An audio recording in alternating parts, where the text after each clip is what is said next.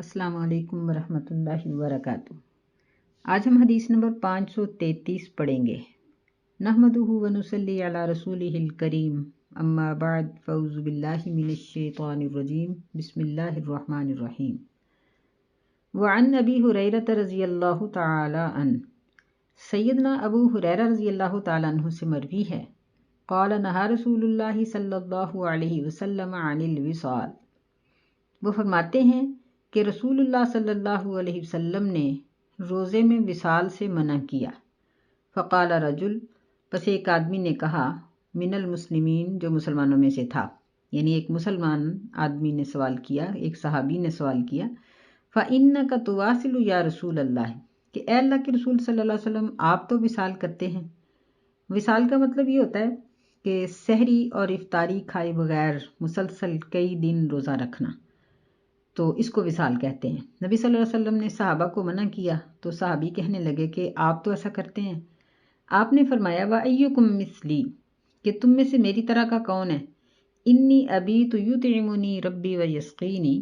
बेशक मैं रात गुजारता हूँ तो मुझे मेरा रब खिलाता है, व यस्कीनी, और मेरा रब मुझे पिलाता है। फलम्मा अबौ, बस जब सहाबा ने इनकार किया, अय्यन्तहु अनिल विसाली, यानी वो विसाल से रुके रहने से उन्होंने इनकार कर दिया, यानी कहने लगे कि हम विसाल करेंगे, पैदल पे रोज़े रखेंगे बगैर सहरी इफ्तारी के। वासल बिहिम यौमन, तो नबी अलैहिस्सलाम ने उनके साथ एक दिन विसाल किया। सुम्मा यौमन, फिर अगला दिन। सुम्मा राउल हिलाला, फिर उन्होंने चाँद देख लिया रमज़ान का। फ़क़ाला, बस रसूलुल्लाह सल्लल्लाहु अलैहि वसल्लम ने फरमाया, लौ तअख़्ख़रल हिलाला, अगर चाँद लेट हो जाता, लज़िदतुकुम, तो मैं कई दिन तुम्हें विसाल करवाता। कल मुनक्कलि लहुम हीना अबौ अन यंतहू, यानी नबी इस्लाम ने ये बात कही उनको बाज करने की नीयत से, उनको रोकने की नीयत से। हीना अबौ, जब उन्होंने इनकार किया था विसाल को छोड़ने का। अब हम इस हदीस को समझते हैं। यानी इससे पिछली जो हदीस है उसको जहन में रखें कि पिछली हदीस में नबी अलैहिस्सलाम ने सहरी खाने की ताकीद की है, और एक हदीस में यूं भी फरमाया है कि यहूदियों और मुसलमानों के रोज़े में सहरी का ही फ़र्क है कि वो सहरी नहीं खाते और हम सहरी खाते हैं।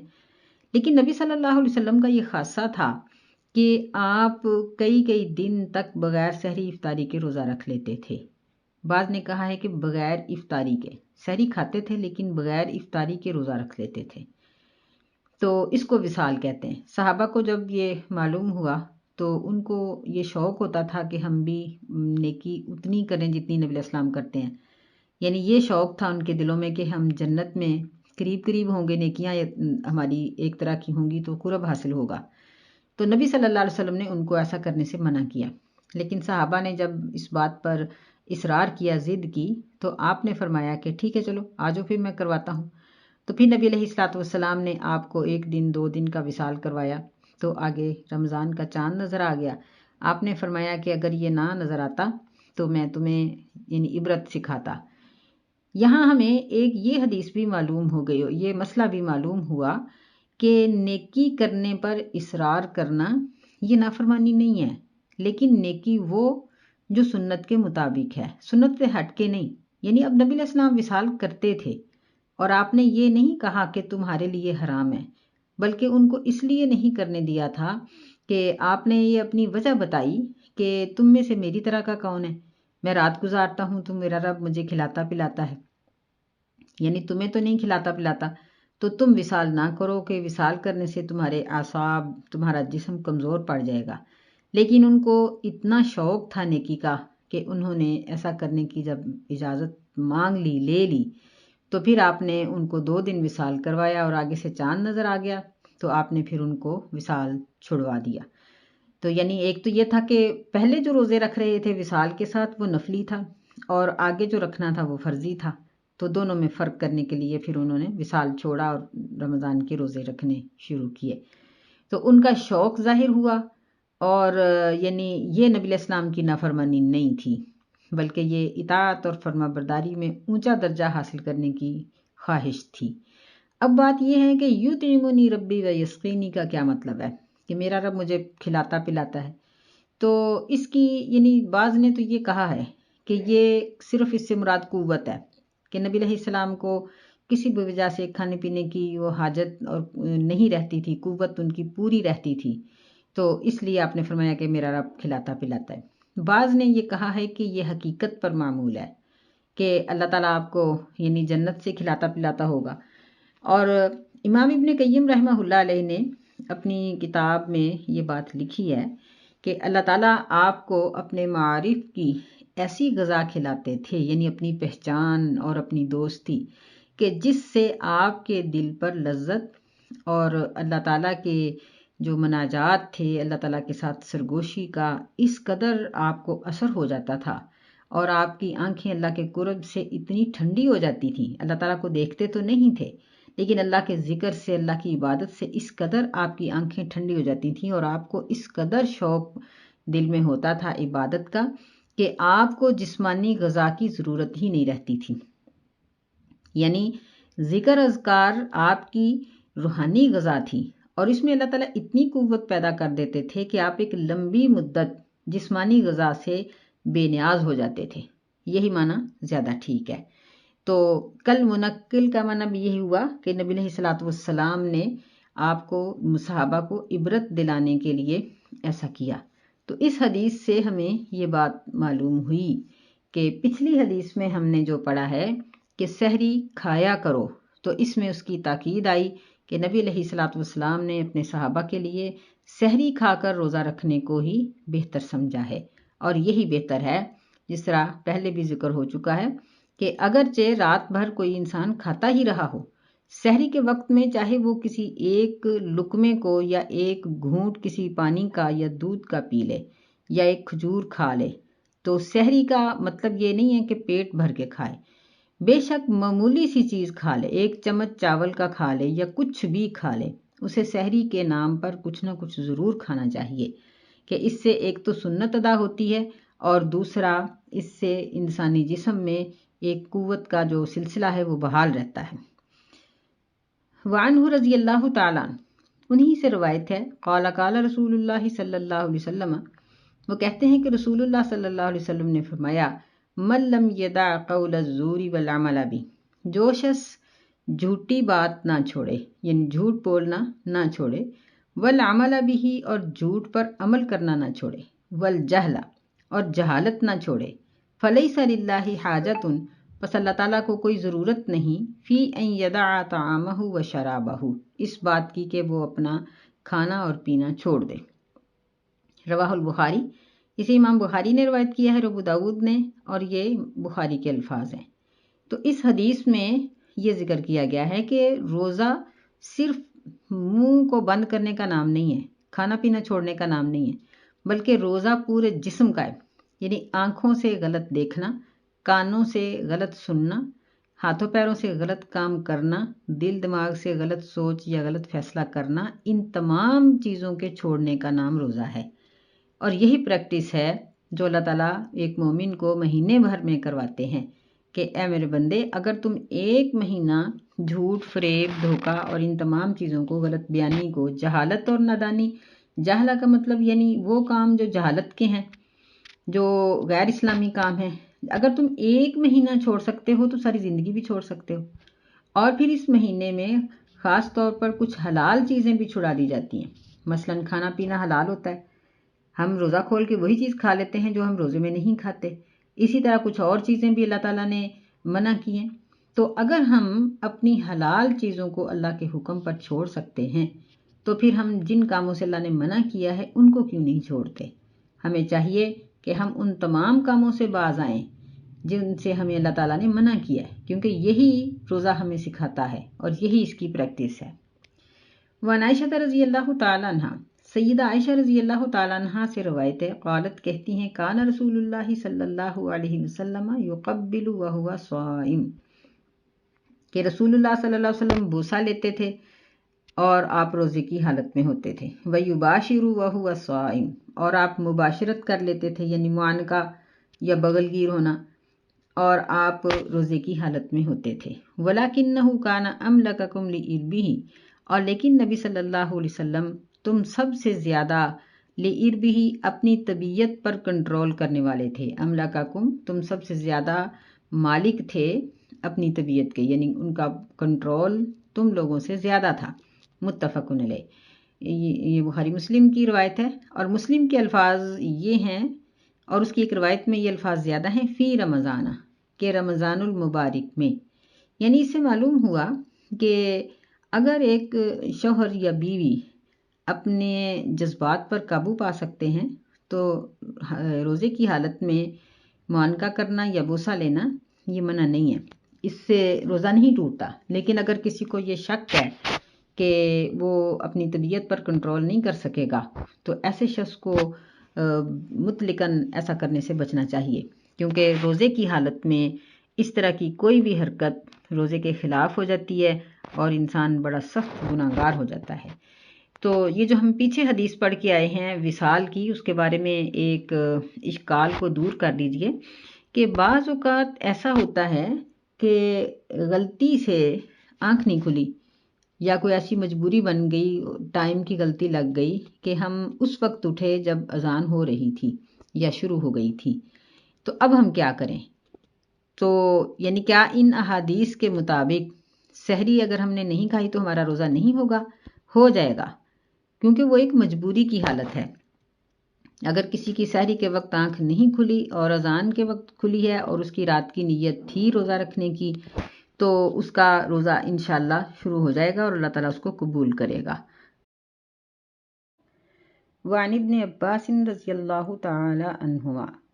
سیدنا ابن عباس رضی اللہ تعالی عنہما سے روایت ہے، ان النبی صلی اللہ علیہ وسلم احتجم وہو محرم، کہ بے شک نبی صلی اللہ علیہ وسلم نے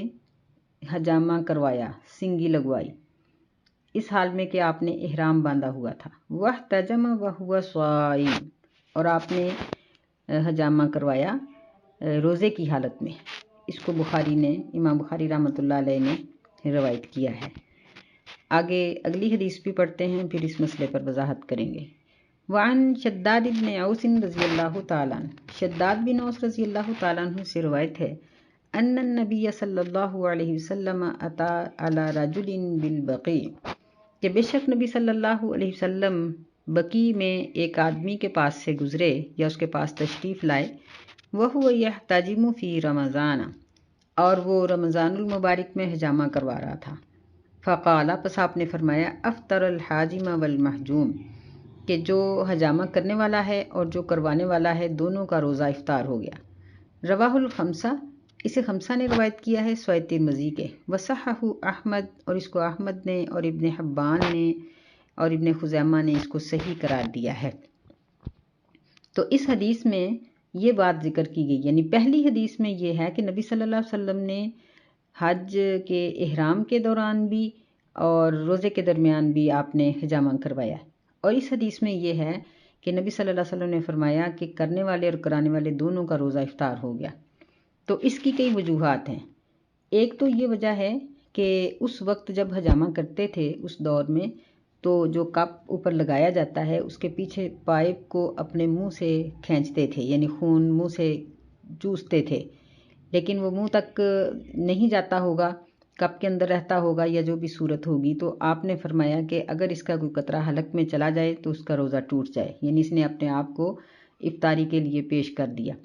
اور جو کروانے والا ہے اس کو اس لیے کہا کہ بعض اوقات خون کے یوں یکدم نکلنے سے کمزوری ہو جاتی ہے اور روزہ نبھانا مشکل ہو جاتا ہے،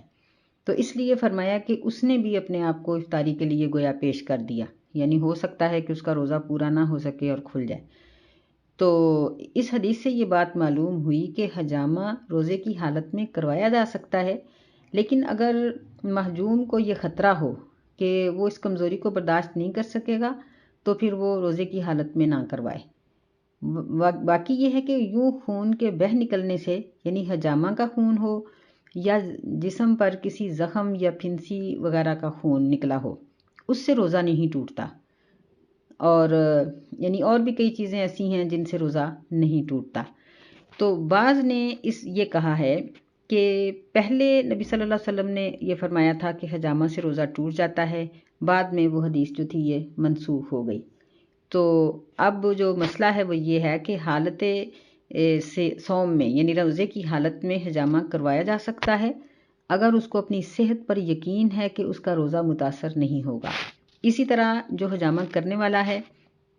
اگر یہ عمل اب بھی منہ سے ہی کیا جاتا ہو تو پھر اس کو اس بات کا یقین پیدا کرنا پڑے گا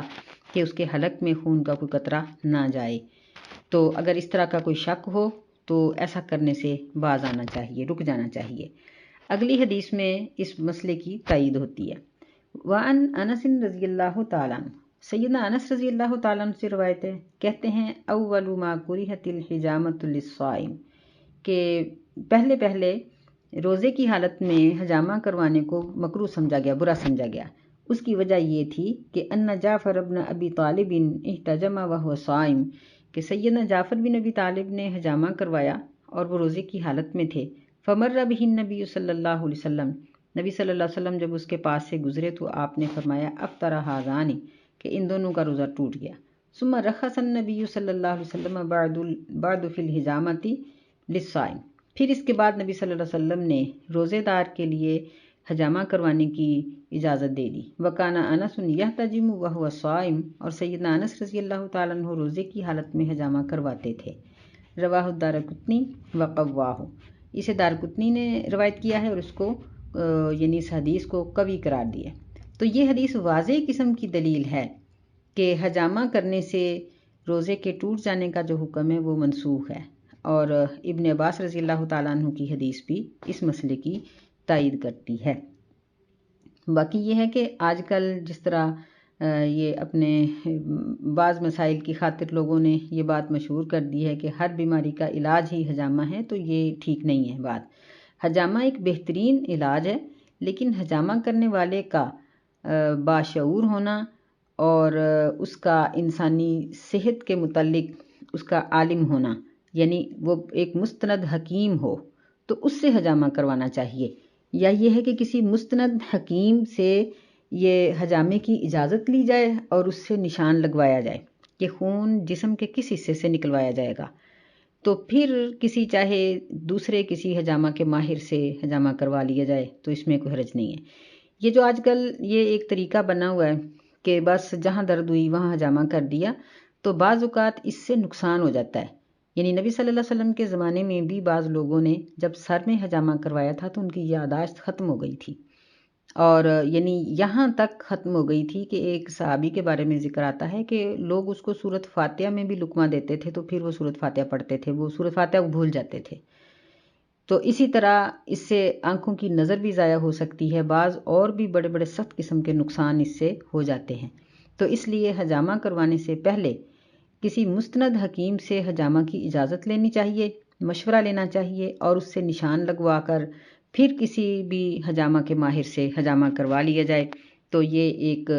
اچھا علاج ہے۔ نبی صلی اللہ علیہ وسلم بھی کرواتے رہے، لیکن اس کو ہم صرف سنت کا رنگ دے کر تو اس طرح کرتے چلے جائیں تو یہ بات درست معلوم نہیں ہوتی۔ وعن عائشہ رضی اللہ تعالیٰ عنہ، سیدہ عائشہ رضی اللہ تعالیٰ عنہ سے روایت ہے ان النبی صلی اللہ علیہ وسلم اکتحل فی رمضان وهو صائم، نبی صلی اللہ علیہ وسلم نے رمضان میں سرما لگایا اور آپ روزے کی حالت میں تھے۔ رواہ ابن ماجہ، اسے ابن ماجہ نے ضعیف سند کے ساتھ روایت کیا ہے۔ وقال ترمذی لا یصح فیہ شیء، اور ترمذی کہتے ہیں کہ اس میں کوئی چیز درست نہیں ہے، یعنی سرما لگانے کے بارے میں اختلاف ہے۔ امام ترمذی رحمہ اللہ علیہ، امام احمد اور امام ابن مبارک اور بہت سے دوسرے جو تھے ائمہ کرام وہ مکروہ سمجھتے تھے، لیکن جمہور علماء کی یہی رائے ہے کہ اس کی اجازت ہے، کیونکہ روزہ ان چیزوں سے ٹوٹتا ہے جو منہ کے ذریعے معدے میں پہنچتی ہیں۔ تو اگر آنکھوں سے لگایا ہوا سرما جو ہے وہ یا آنکھوں میں کوئی ڈراپس ڈالے ہوئے ہوں تو ان کا یعنی براہ راست معدے میں جانا یہ ممکن نہیں ہے،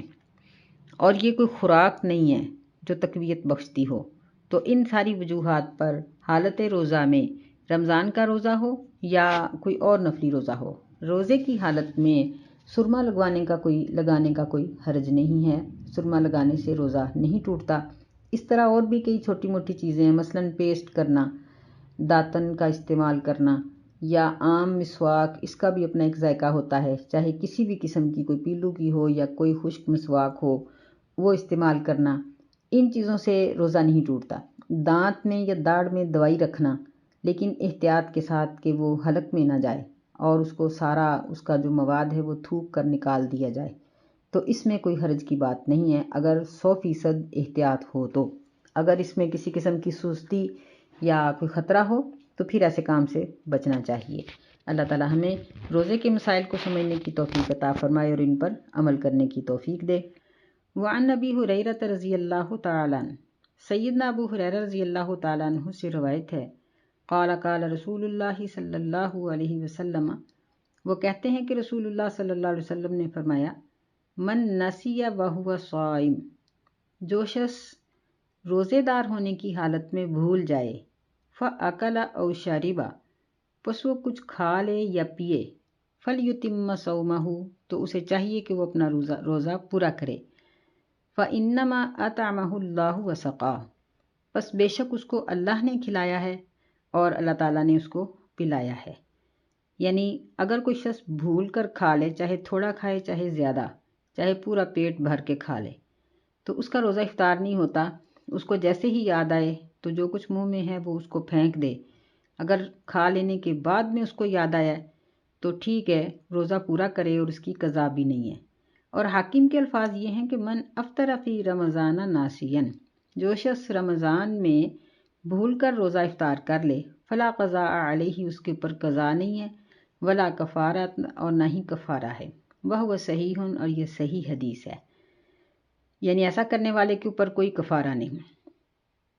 وعن ابی ہریرہ رضی اللہ تعالیٰ عنہ، سیدنا ابو ہریرہ رضی اللہ عنہ سے مروی ہے، قال قال رسول اللہ صلی اللہ علیہ وسلم، وہ کہتے ہیں کہ رسول اللہ صلی اللہ علیہ وسلم نے فرمایا،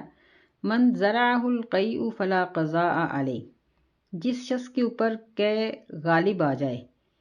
تو اس کی قضا نہیں ہے، ومن استقاء فعلیہ القضاء، اور جو جان بوجھ کر قے کرے گا اس کے اوپر قضا ہے۔ رواہ الخمسہ، اسے خمسہ نے روایت کیا ہے، اور احمد نے اس کو معلول اس روایت کو قرار دیا ہے، دارقطنی نے اس کو قوی قرار دیا ہے۔ تو یعنی اس حدیث سے ہمیں یہ بات معلوم ہوتی ہے کہ اگر کسی شخص نے جان بوجھ کر قے کی ہے تو اس کا روزہ ٹوٹ جائے گا، اور اگر خود بخود آ جائے قے، چاہے بہت بڑی آ جائے، تو اس سے روزہ نہیں ٹوٹتا۔ یعنی امام احمد، امام بخاری رحمۃ اللہ علیہ نے اس حدیث کو اگر علت والی قرار دیا ہے تو دارقطنی، ابن حبان، حاکم سب نے اس کو صحیح قرار دیا ہے۔ یعنی جمہور علماء کے مطابق یہی مسئلہ ہے کہ جان بوجھ کر جو قے کرتا ہے اس کا روزہ ٹوٹے گا، جو جان بوجھ کر روزہ